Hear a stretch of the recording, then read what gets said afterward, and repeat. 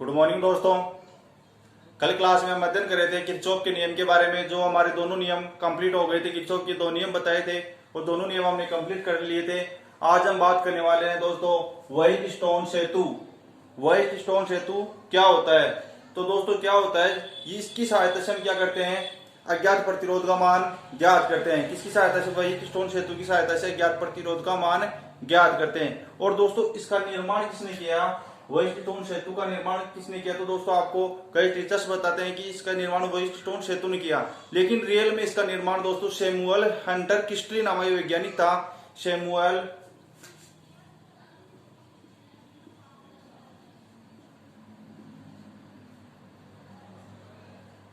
Hunter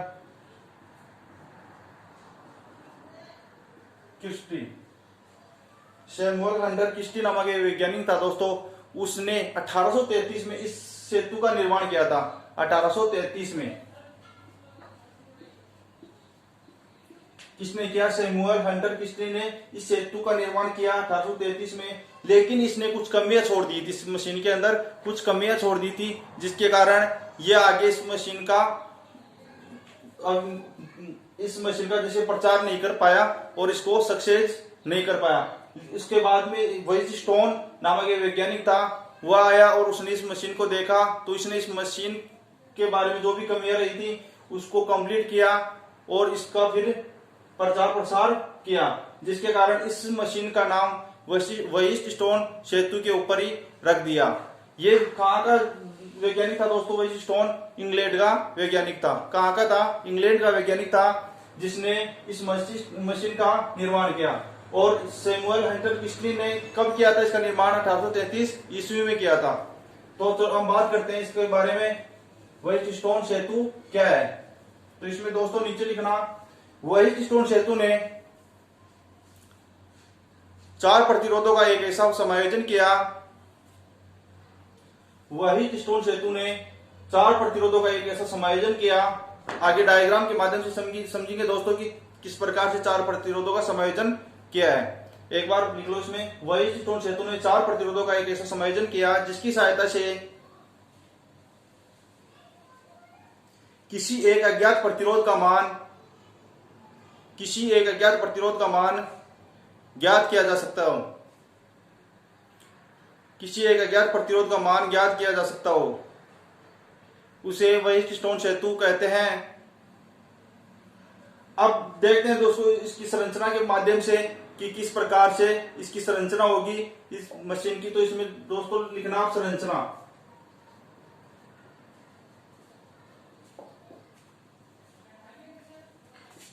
की बात करते हैं। तो दोस्तों इसमें डायग्राम समझना। मैंने क्या बोला आपको कि 4 प्रतिरोधों का समायोजन होता है, जिसकी सहायता से हम अज्ञात प्रतिरोध का मान ज्ञात करते हैं। तो 4 प्रतिरोध कौन कौन से होंगे दोस्तों?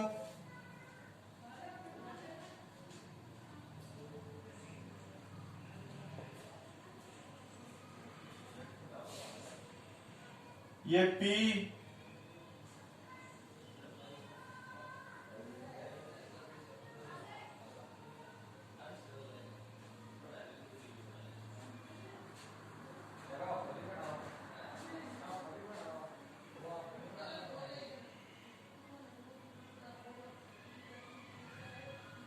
इसको नाम दे दो दोस्तों Q R S। ये A B C और D। इसमें क्या लगा हुआ है दोस्तों? विद्युत शेल लगा हुआ है। और ये कुंजी K1 लगा दो इसमें। ये दोस्तों कितने 4 प्रतिरोध, मैंने क्या लिखा है कि 4 प्रतिरोधों का एक ऐसा समायोजन होता है जिसकी सहायता से हम क्या कर सकते हैं? अज्ञात प्रतिरोध का मान ज्ञात कर सकते हैं। तो 4 प्रतिरोध कौन कौन से हो गए? P Q R S, चारों प्रतिरोध हो गए। तो इन चारों प्रतिरोधों का इस प्रकार से समायोजन करना है हमारे को कि अज्ञात प्रतिरोध का मान ज्ञात कर सकते हैं। तो इनमें दोस्तों ध्यान में रखना है कि P और Q अनुपात में प्रतिरोध होते हैं, और R ज्ञात प्रतिरोध होता है हमेशा, और S होता है वो अज्ञात प्रतिरोध होता है आपका। तो इनका इस प्रकार से संयोजन करना है हमारे को कि अज्ञात प्रतिरोध का मान ज्ञात कर सकते हैं। अब ये चारों प्रतिरोध जोड़ दिए। अभी किस प्रकार से जोड़े? कि हम एक चतुर्भुज बन जाए, कि इनको इस प्रकार से जोड़ना है चारों प्रतिरोधों की, इनको एक ए बी सी डी चतुर्भुज बन जाए। और अब बात करते हैं दोस्तों, चतुर्भुज में विकर्ण भी होंगे, तो ए विकर्ण तो हो गया हमारा ए और सी, ए विकर्ण हो गया ए और सी। जैसे ये चतुर्भुज है आपका, तो दोस्तों इसमें विकर्ण होते हैं ए बी सी डी, तो इसमें ए विकर्ण हो गया ए और सी, दूसरा हो गया बी और डी। इसी प्रकार से इसमें विकर्ण है ए और सी, तो ए विकर्ण ए और सी में क्या लगाते हैं दोस्तों हम, शेल और कुंजी K1 लगा देते हैं, शेल और कुंजी K1 लगा देते हैं हम। और विकर्ण अब एक बी और सी, ए और सी तो हो गया, अब बात करते हैं बी और डी की, ये भी तो विकर्ण है। इसमें क्या लगाना है दोस्तों हमारे को, धारामापी और K2 कुंजी, धारामापी और K2 कुंजी लगानी है जी, जिसको इसे जी से प्रदर्शित करते हैं हम, इसको लिख दो धारामापी, धारामापी। तो ध्यान में रखना विकर्ण ए और सी के बीच में क्या लगाना है, शेल और कुंजी K1, और विकर्ण बी और डी के बीच में क्या लगाना है, धारामापी, जिसको जी से प्रदर्शित करते हैं, और कुंजी K2 लगानी है। चलो दोस्तों हम आगे बात करते हैं कि इसमें इस धारामापी इसमें किस प्रकार से कार्य करेगी।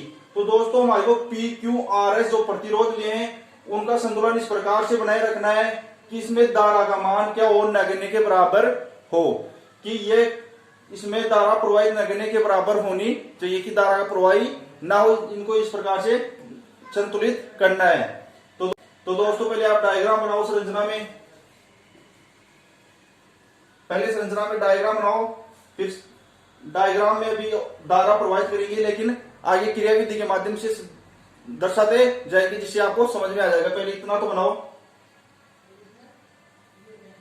अब डायग्राम बनाने के बाद में आप इसमें लिखना दोस्तों, चार प्रतिरोध पी क्यू आर एस चतुर्भुज एबीसीडी में, चतुर्भुज एबीसीडी भाई चतुर्भुज है तो इसकी ये चार भुजाएं हो गई, चारों प्रतिरोध क्या हो गए, चारों भुजाएं होगी। तो चतुर्भुज एबीसीडी की चार भुजाओं, चतुर्भुज एबीसीडी की चार भुजाओं के रूप में जुड़े हैं, तथा विकर्ण एसी, विकर्ण एसी में शेल तथा कुंजी K1 जुड़ी है, और विकर्ण बीडी में धारामापी और कुंजी K2 जुड़ी हुई होती है। भाई ये तो जोड़ा है हमने, और ये मैं डायग्राम में बताया, तो पहले डायग्राम संरचना में डायग्राम कर देना, और उसके नीचे इसके बारे में लिख देना क्या क्या किस प्रकार से हमने इस परिपथ को जोड़ा है। अब ये इसके बारे में लिख दिया, दोस्तों नीचे लिखना है क्रियाविधि, ये किस प्रकार से कार्य करती है।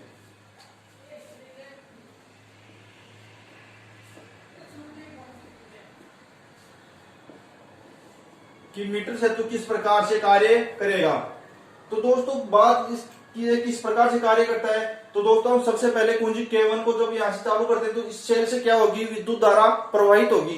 तो विद्युत धारा प्रवाहित होगी, तो दोस्तों जैसे यहां से धारा I प्रवाहित हो रही है, इसी से धारा I प्रवाहित हो रही है, तो ये कहां पर जा रही है, बिंदु A के ऊपर जा रही है। तो यहां बिंदु A के ऊपर जाके, अब एक चीज और ध्यान में रखना दोस्तों कि हमारे प्रतिरोध P और Q, ध्यान से सुनना, प्रतिरोध P और Q किस क्रम में है, श्रेणी क्रम में है, और प्रतिरोध R और S कौन से क्रम में है, श्रेणी क्रम में है। लेकिन ये दोनों प्रतिरोध और ये दोनों प्रतिरोध जब आपस में जोड़ते हैं तो कौन से क्रम में होंगे दोस्तों, समांतर क्रम में, जिसके कारण इनमें धारा क्या होती है, अलग अलग होती है। समांतर क्रम में धारा अलग अलग बढ़ जाएगी।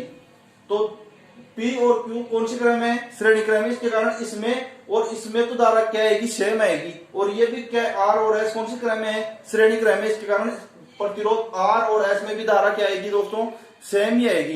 लेकिन प्रतिरोध P और जैसे इन शुरू वाले प्रतिरोधों की बात कर लो, प्रतिरोध P और R दोनों आपस में किस क्रम में जुड़े हुए हैं दोस्तों, समांतर क्रम में, जिसके कारण इसमें धारा अलग अलग आएगी। तो यहां से दोस्तों धारा आ रही है आई, तो बिंदु ए के ऊपर आके कितने भागों में बढ़ जाएगी, 2 भागों में बढ़ जाएगी। तो यहाँ बिंदु ए के ऊपर आके 2 भागों में बढ़ गई धारा हमारी I1 और धारा I2 बढ़ गई दोस्तों। अब ये धारा ये कौन सी क्रम में जुड़े हुए हैं, श्रेणी क्रम में जुड़े हुए हैं। तो यहाँ पे I1 धारा आ रही है, तो यहाँ पर भी कौन सी धारा आएगी दोस्तों, I1 ही धारा आएगी। तो यहाँ पर भी धारा आ रही है आपकी I1। ये कौन से क्रम में है, श्रेणी क्रम में, तो यहाँ पर भी धारा कौन सी आएगी दोस्तों, I2।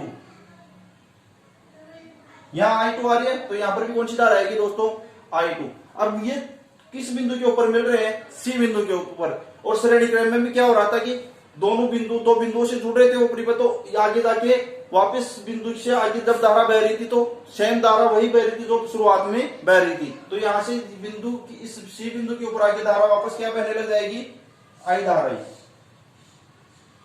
I धारा वापस बहने लग गई। तो दोस्तों इसमें क्रियाविधि में आपको किस बताना है कि हम कुंजी K1 को जब दबाते हैं तो इस सेल से धारा प्रवाहित होती है जो बिंदु ए के ऊपर जाके 2 भागों में बढ़ जाती है। तो क्रियाविधि में लिखना दोस्तों आप, कुंजी K1 को दबाने पर, कुंजी K1 को दबाने पर सेल से विद्युत धारा प्रवाहित होती है जो बिंदु ए पर जाकर 2 भागों में बढ़ जाती है। एक भाग प्रतिरोध AB में और दूसरा भाग प्रतिरोध AD में प्रवाहित हो जाता है। प्रतिरोध AB में धारा I1 और प्रतिरोध AD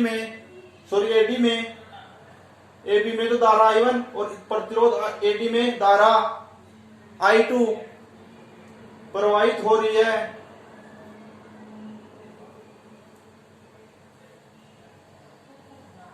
अब दोस्तों मैंने क्या बोला कि प्रतिरोध PQRS के मान इस प्रकार से समायोजित करने हैं कि ये धारा मापी क्या रहे, संतुलित रहे, इसमें धारा का मान नगण्य रहे, यानी कि इसमें धारा प्रवाहित न के बराबर हो या बहे ही नहीं। तो इस प्रकार से संतुलित करना है। तो दोस्तों लिखना है इसमें प्रतिरोध PQRS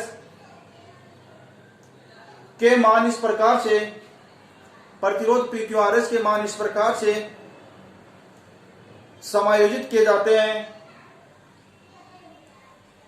कि कुंजी K2 को दबाने पर, कुंजी K2 कौन सी है, ये है कि कुंजी K2 को दबाने पर, कुंजी K2 को दबाने पर धारा मापी में कोई विक्षेप उत्पन्न ना हो।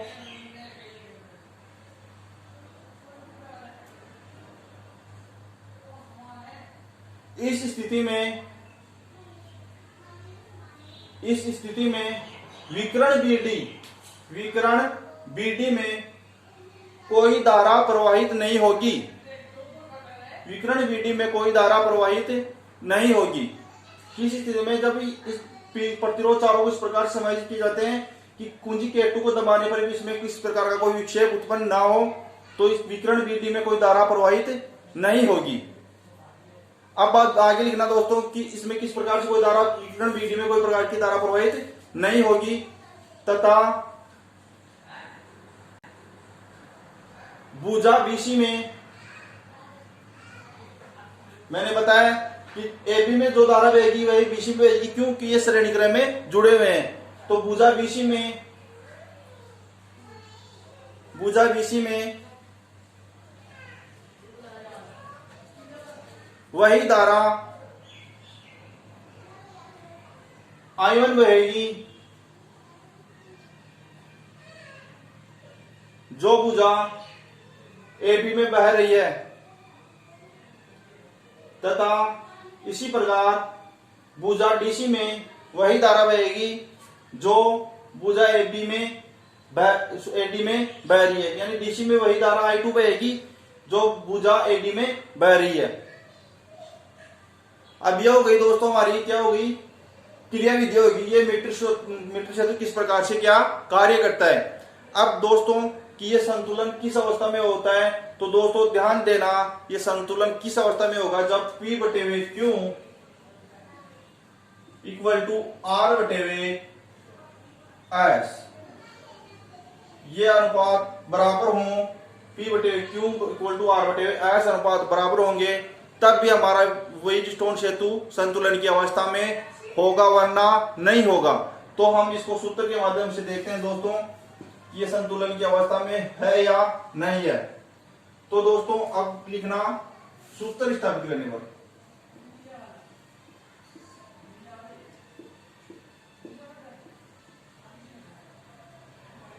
या सूत्र स्थापित,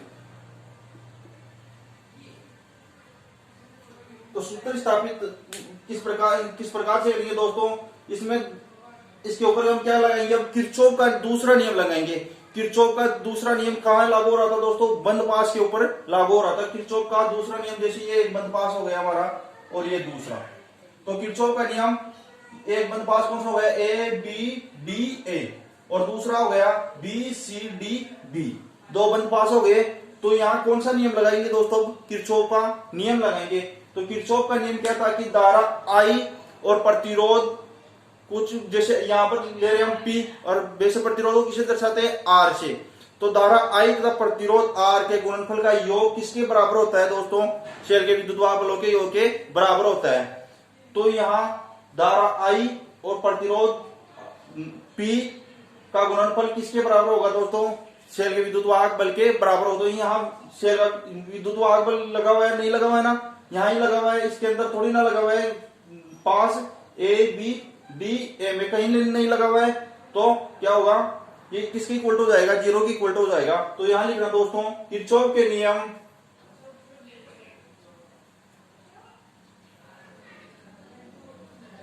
या किरचॉफ के दूसरे नियम से, भाई किरचॉफ के दूसरे नियम से करेंगे, पास है तो किरचॉफ के दूसरे नियम से बंद पास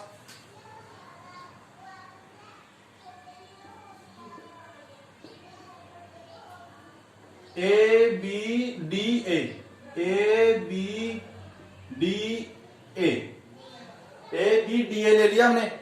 अब इसमें कौन सी धारा प्रवाहित हो रही है कि बंद पास के ऊपर क्या था हमारा, किरचॉफ का दूसरा नियम, प्रवाहित होने वाली धारा तथा प्रतिरोध का गुणनफल किसके इक्वल होता है, विद्युत वाहक बलों के योग के इक्वल होता है। तो इसमें धारा क्या प्रवाहित हो रही है, I1। पहले इसमें देखते हैं ए बी में कौन सी धारा प्रवाहित हो रही है दोस्तों, I1 धारा प्रवाहित हो रही है, और प्रतिरोध क्या है, P। तो I1 इंटू P। अब चलो दोस्तों इधर से आते हैं हम, इसको तो देख लिया हमने, I1 धारा प्रवाहित हो रही है और P प्रतिरोध है। यहाँ बिंदु B के ऊपर आ गए, अब यही तो पास ले रहे हैं हम, तो वापस आगे थोड़ी ना जाएंगे, इधर तो आएंगे हम। अब इसमें आते हैं, तो इसमें तो क्या है दोस्तों, धारा नहीं बह रही, कि नेगेटिव बराबर हो रही है, इसमें धारा नहीं बह रही है। तो अब भी बिंदु D के ऊपर आ गए, अब यहां से इधर जाएंगे बिंदु ए की तरफ, डी से ए की तरफ जाएंगे, तो धारा का प्रवाह किस तरफ हो रहा है, बिंदु डी की तरफ हो रहा है, और हम जा रहे हैं किसकी तरफ, ए की तरफ। तो इसके धारा के क्या जा रहे हैं हम दोस्तों, विपरीत जा रहे हैं। तो यहाँ सूत्र परिभाषा तो क्या थी, किरचॉफ की दूसरी इनकी, इनका योग होगा। लेकिन हम जब धारा की, मैंने आपकी पिछली क्लास में बताया था कि जब धारा के विपरीत जाएं तो माइनस होगा, योग नहीं होगा। जब हम धारा के विपरीत जा रहे हो तो घट जाएंगे। तो यहाँ क्या होगा दोस्तों, I2 धारा इंटू R प्रतिरोध, तो माइनस I2 धारा R प्रतिरोध इक्वल टू विद्युत वाहक बलों का योग। यानी इस बंद पास में कोई शेल लगा हुआ है क्या, ये देखना है। तो ए बी डी ए में कोई शेल नहीं लगा हुआ है, तो दोस्तों ध्यान देना, नहीं लगा हुआ है तो इक्वल टू किसके हो जाएंगे, ये विद्युत वाहक बल के इक्वल टू नहीं होंगे, किसके, जीरो के इक्वल टू हो जाएंगे। इसका मतलब कोई शेल नहीं लगा हुआ है, क्या लगा हुआ है, यहाँ से प्रवाहित हो रहा है, जो विकिरण एसी में लगा हुआ था। तो क्या होगा, किसके इक्वल टू होगा, जीरो के। तो दोस्तों I1 P equal to I2R समीकरण नंबर 1, यानी I1 P किसके बराबर हो गए, I2R के इक्वल टू हो गए। अब बंद पास, ये एक तो ले लिया, अब बंद पास दो लेंगे,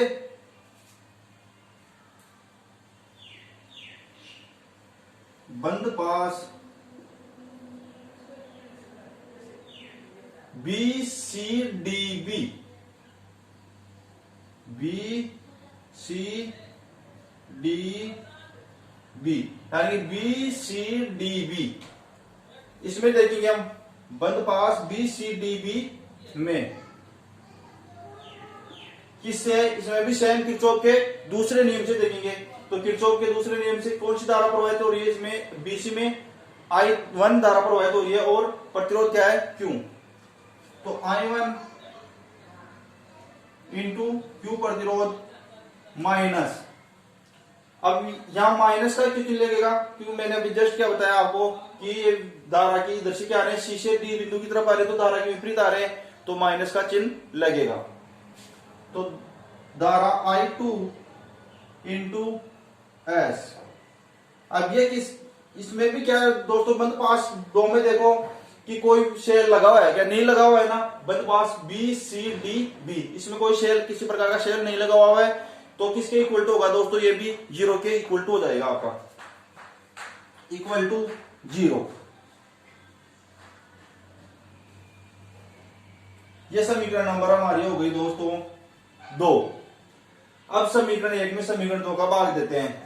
तो यहां लिखना दोस्तों, समीकरण 1 में 2 का भाग देने पर, समीकरण 2 का भाग देने पर, भाग देने पर, तो समीकरण 1 क्या है, I1P बराबर I2R। तो इसमें समीकरण 2 का भाग देखिए, समीकरण 2 क्या है, I1Q इक्वल टू I2S। यह हो गई। अब यहां क्या कैंसिल हो रहा है दोस्तों, I1 से I1 कैंसिल हो रहा है, I2 से I2 कैंसिल हो रहा है, तो I1 से I1, I2 से I2, क्या बच गया दोस्तों,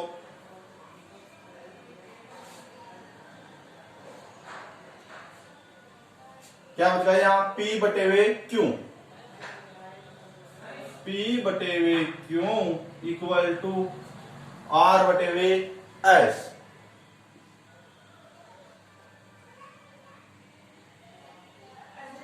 और यही दोस्तों हमारे को क्या करना था, सिद्ध करना था कि संतुलन की अवस्था में, मैंने शुरू में बताया कि संतुलन की अवस्था में कब होगा, जब P बटे Q इक्वल टू R बटे हुए S आई। तो यही आ गया, P बटे Q इक्वल टू R बटे हुए S आ गया ना हमारा। तो ये क्या है, नीचे लिख देना, इसके नीचे किस, ये है संतुलन की वही स्टोन सेतु संतुलन की अवस्था में होगा। और अब दोस्तों नीचे नोट डालना है एक,